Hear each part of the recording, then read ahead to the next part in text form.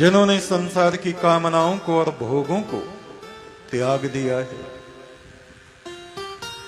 वे कभी शोक और दुख में नहीं गिरते, चिंताओं में नहीं गिरते। परित्यज्यामिषं सौम्य दुखतापाद विमोक्ष्यसे। इसलिए प्रत्येक मनुष्य को जगत आसक्ति को त्याग कर अपने मन में संतोष को धारण करना चाहिए और अपने चित्त को मोक्ष देने वाले उस परम ब्रह्म परमात्मा से लगाना चाहिए। गुरु के वचनों के द्वारा ये हमारा मन, हमारी आत्मा उस पर ब्रह्म में स्थिर होता है। तपो नित्येत दान्तेन मुनिना संयत आत्मना अजितम जेतु कामेन भाव्यम संगेश्व संगिना।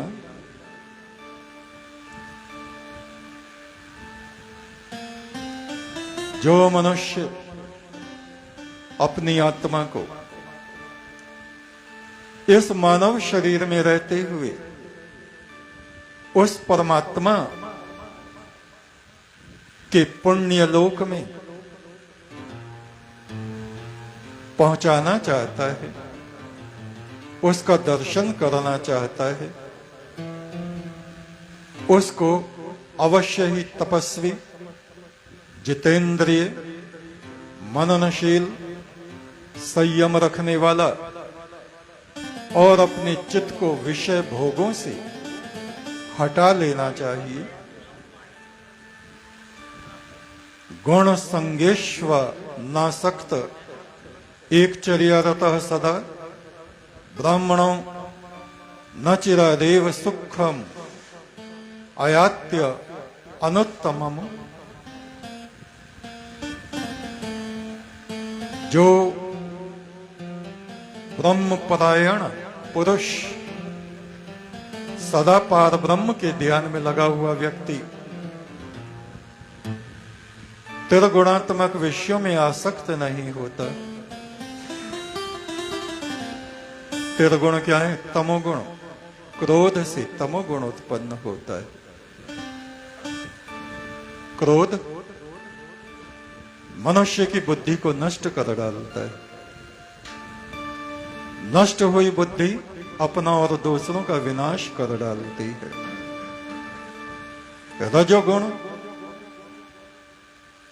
धन और अन्य कामनाओं में लगा हुआ व्यक्ति, हालांकि सारा संसार इसी में लगा है, इसीलिए वे रात दिन कलेश में, मानसिक रोगों में और शारीरिक रोगों की अग्नि में जलते तपते रहते हैं।